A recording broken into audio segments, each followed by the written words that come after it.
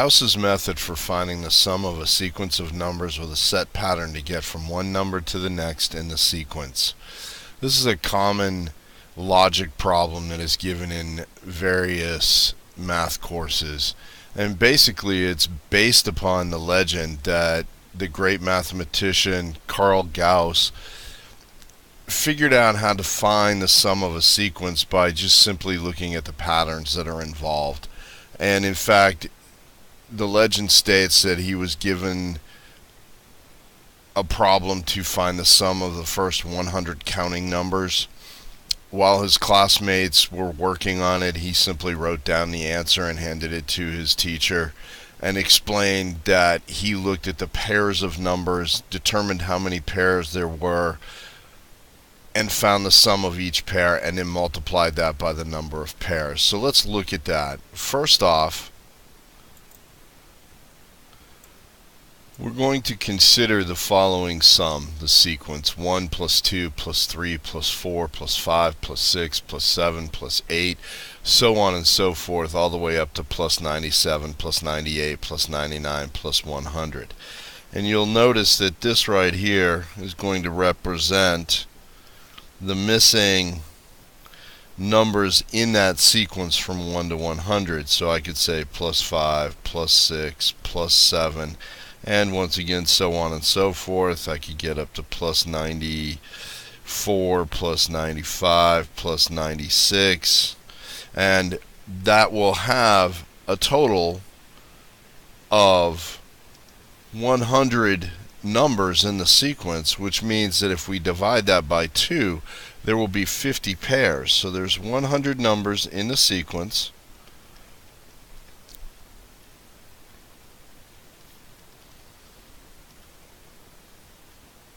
And since pairs come in 2, we will go ahead and divide by 2, and this will give us 50 pairs in the sequence.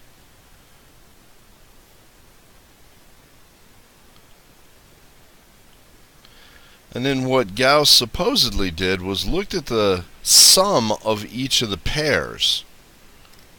And so let's go ahead and look at that. We'll look at these two inner pairs here, which is going to be 5 plus 96. And when we add 5 and 96, we get 101. Then we'll add this next pair, which is going to be 4 plus 97, which will also be equal to 101. And if we can continue the pattern, we'll see that each one of the pairs in the sequence will add to 101.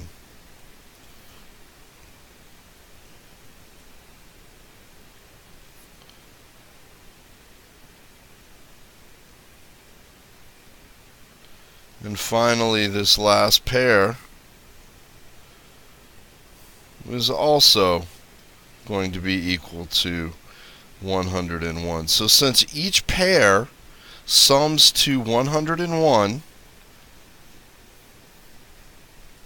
so each pair sums to 101 and there are 50 pairs, then multiply the sum of a pair by the number of pairs. So we know that the sum of the pairs is equal to 101, and we're going to multiply that by the number of pairs, and we've already established that there are 50 pairs.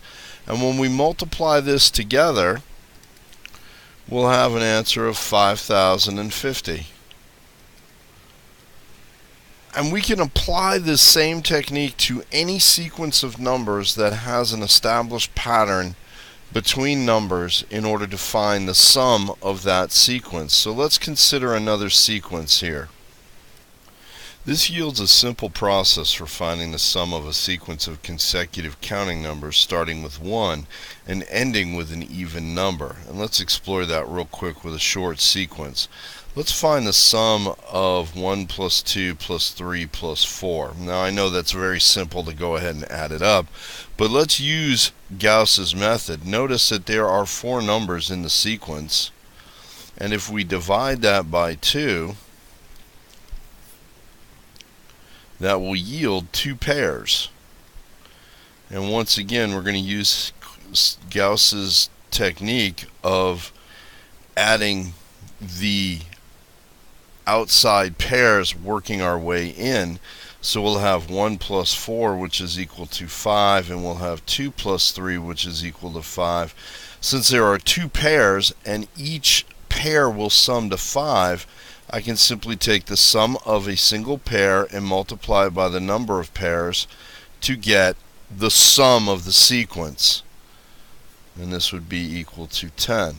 But the problem occurs when I have a consecutive counting numbers starting with 1 and ending with an odd number. This is going to cause problems. For example, let's just look at a basic 1 plus 2 plus 3 plus 4 plus 5. Now you'll notice that since it ends with an odd number, there is not an even number of pairs here. And so there's two different ways to approach this. I can go ahead and find the sum of the outside pairs and work my way to the middle, and then use this 3 and add that on, because if you'll notice, this 1 plus 5 is equal to 6, and this 2 plus 4 is also equal to 6, which means that there's two pairs. So we'll take 2 and multiply it by 6, which is the sum of each pair, but then I have to add this 3 in, and we'll notice that gives 15. Well, sometimes it's hard to determine what the center number is, so we could approach it using this technique. We'll use the same sequence of numbers, 1 plus 2 plus 3 plus 4 plus 5, and instead what I'm going to do is start with the even number that ends just before the last number in the sequence, since 5 is odd. And I can look at this and say 2 plus 3, that's going to be equal to 5. 1 plus 4, that's going to be equal to 5. That's two pairs of numbers, and I'm going to multiply that by the sum of the pairs, and that will be equal to 10. But then I need to add on this hanging 5, which is equal to 15. This works for any sequence of consecutive numbers or consecutive counting numbers, or we could even use the word positive integers, starting from 1 and going up to an odd number. For example, we can do that with the following. Let's consider 1 plus 2 plus 3 plus 4 plus 5 plus 6 plus 7. We'll notice that this is an odd number, so we'll go ahead and not worry about this one at the moment. And then we're going to determine the number of pairs that exist. Well, how many numbers are in this sequence now? There are 6. And so we have 6 numbers. We will divide by 2, which will give me 3 pairs. I'm going to simply add 1 and 6, which is going to be 7. So the sum of that outside pair is 7. I'm going to multiply it by the number of pairs that exists, and then I'm going to add that last number in the sequence since it's odd, which means that I have 21 plus 7, which is 28. And that's how we're going to do that. The problem can occur when given a large sequence. For example, find the sum. Alright, let's find the sum of 1 plus 2 plus 3 plus 4, so on and so forth, up to plus 224 plus 225. Now, once again, what we can look at is the fact that 225 is an odd number. So we will leave that one to the very end. We then notice that this is an even number, so we will take this number, 224, and we will divide it by 2, and that will give us 112 pairs. We are then going to find the sum of this pair, which is 1 plus 224, and that will be equal to 225, and I will multiply that by the number of pairs that we have, and then I will add the 225 which is left over. So this will be equal to 25,200 plus the 225, and that will be equal to 25,425. Alright, now let's move on to the next type of problem that we're going to encounter. Use Gauss's method to find the following sum: 4 plus 9 plus 14 plus 19 plus on and on up to plus 59. Now, already you notice that this is completely different than how we've been, or the sums of sequences that we've been working with in this video.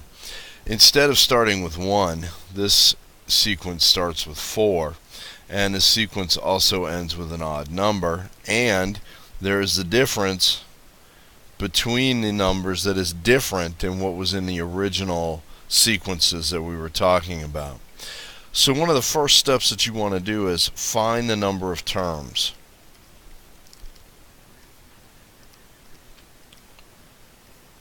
Now you can do that by going ahead and writing it out completely, but we want to try to avoid that because some of these sequences can be quite lengthy to try to write out.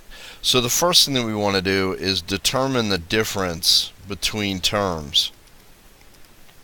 To do that, simply take one of the terms. We'll take this term here and we'll subtract this term. So we have 9 minus 4, which is going to be equal to 5. That is the difference between terms.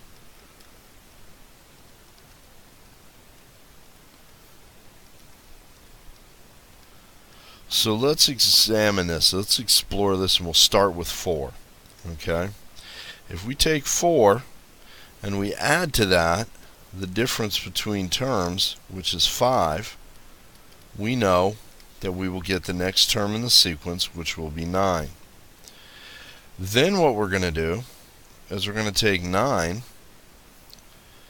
and we're going to add to that the difference between terms, which in this case will be 5 once again.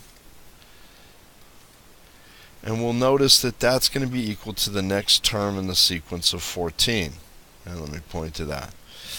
So one more time, let's go ahead and find the next term. We'll take this 14 here, and we're going to add to that the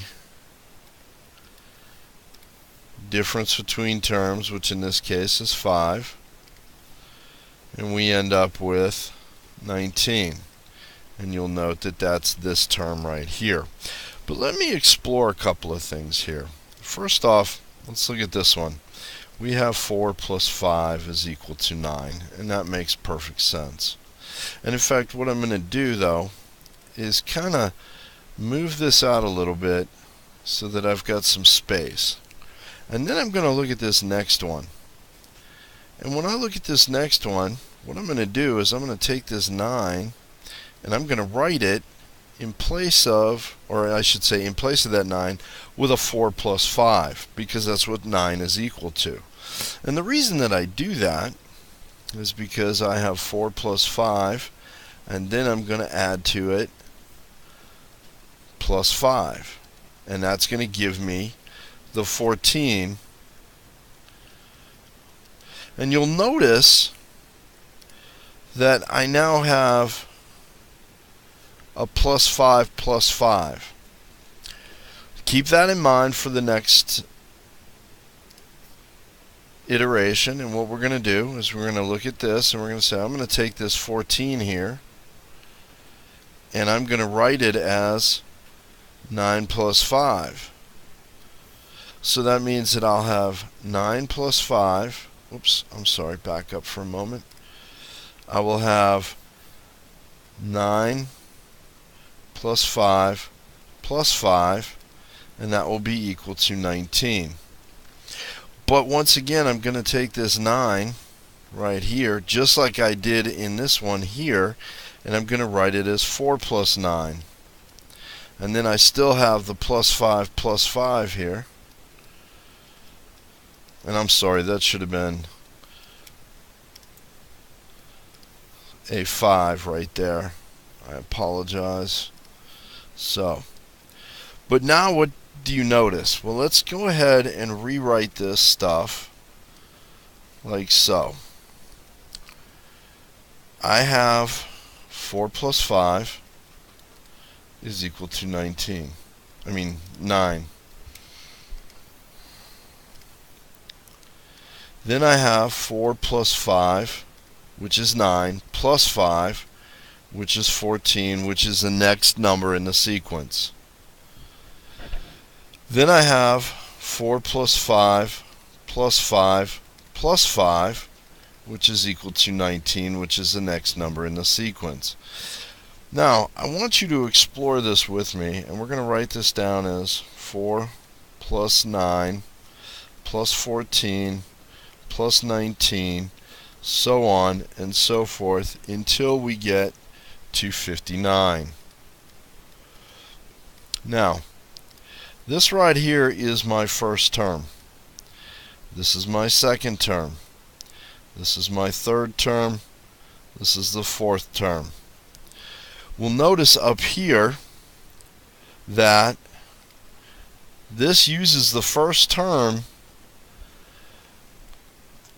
it uses the difference to find the second term. This uses the first term plus the difference twice to find the third term.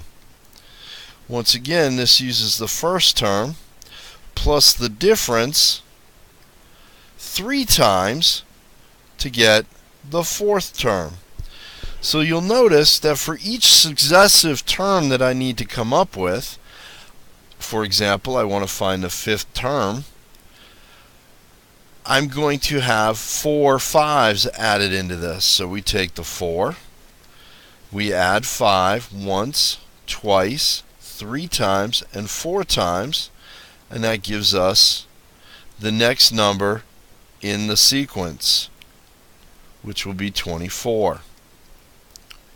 So there's 4 5s here, which means that I could say that this is equivalent to 4 plus 4 times 5. Or better yet, let's rewrite that as 5 times the number of 5s that occur in the sum. And I can do that for each one of these. So that means that over here, for the first term being equal to 4, the second term will be equal to 4 plus 5, and I'm going to multiply that by 1 because this is the first time I'm using the difference, and that's going to be equal to 9. For the third term, I will have 4 plus 5 times 2, because this is going to be the second time that I use 5, and that's going to be equal to 14. For the fourth term, that's going to be equal to 4 plus 5 times 3, and that will be equal to 19. Now notice something. These numbers right here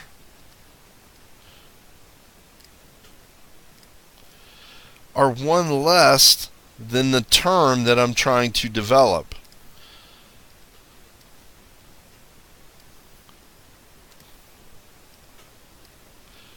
Which means if n is the term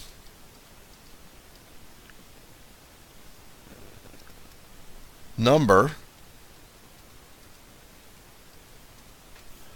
then n minus 1 is the number used to multiply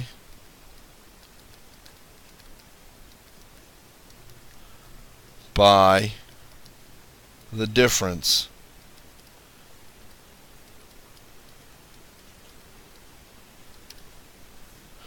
Which means that for term number 5, that would be equal to 4 plus 5 times, and if n happens to be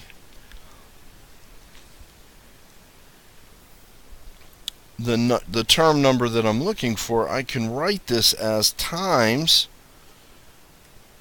and since this is 5, I can write it as 5 minus 1, which means that's 4 plus 5 times 4. So see that my succession continues. And the next term would obviously be the 24 that we had talked about previously. So then the 6th term could be easily found. But let's concentrate for a moment on this last term of 59. Which term is that? How far have I gone? Well, I can simply take the fact that 59 will be equal to the difference between terms plus, not the difference, the first number 4, plus the difference between terms times n minus 1. Remembering that n is the term number and n minus 1 is the term prior. So now what I want to do is solve this for n. In order to do that, I will go ahead and use the distributive property, and I will end up with 59 is equal to 4 plus 5n minus 5. So that means that 59 is equal to 5n minus 1. We'll go ahead and add 1 to both sides. We'll end up with 60 is equal to 5n, and then I'll divide through by 5 on both sides, and we end up with n is equal to 12, which means that 59 is my 12th term. Well, if 59 is the 12th term,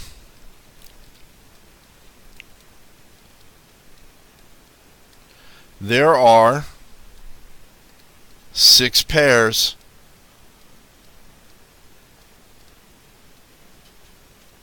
So let's explore that. So we have the 4 plus 9 plus 14 plus 19 plus all the way up to 59. So I'm going to use Gauss's method. I will take the 4 plus the 59, which will be equal to 63, and I'm going to multiply that by the number of pairs, which in this case is 6, and that yields 378. And I can do that for any sequence. So let's do another one. Alright, we want to find the sum of 4 plus 10 plus 16 plus all the way up to plus 82. So, number 1, find the difference between successive terms. In this case, we'll start with 10, and we will subtract 4, and this difference will be 6. We can go ahead and confirm that that will be so for all values. If I use 16 and 10, the difference will be 6 also. Next, we're going to use the following. So we use the following. We're going to take the last term, which in this case is going to be 82, and we're going to set that equal to the first term, which in this case will be equal to 4.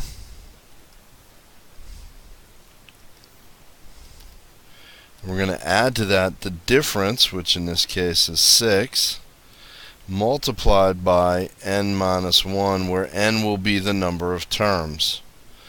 And now we need to solve for n, because once we have n, we'll divide that by 2 to get the number of pairs. So solving for n, we go ahead, subtract 4 from both sides. So it'll be equal to 78 is equal to 6n minus 6, and I know that because I went ahead and did the distributive property. Let's go ahead and add 6 to both sides, and then we will have 6n is equal to 84. Notice that I just flipped those two sides around. Let's divide both sides through by 6, and n will be equal to 14. If I take n, which is equal to 14, and divide it by 2, that will be equal to 7 pairs of numbers.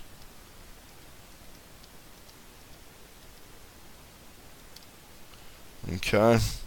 Then the next thing that we'll do, so now we'll find the sum of the first and last terms, which will be 4 plus 82, which will be equal to 86. Now that we have that, we will go ahead and multiply the sum by the number of pairs. So finally, we'll take the sum of the numbers, or I should say the sum of the number of pairs. So this is the sum that we're talking about between the first and last number, and then we're going to multiply that by the number of pairs of values, which in this case was 7. And when we multiply 86 times 7, we will get 602.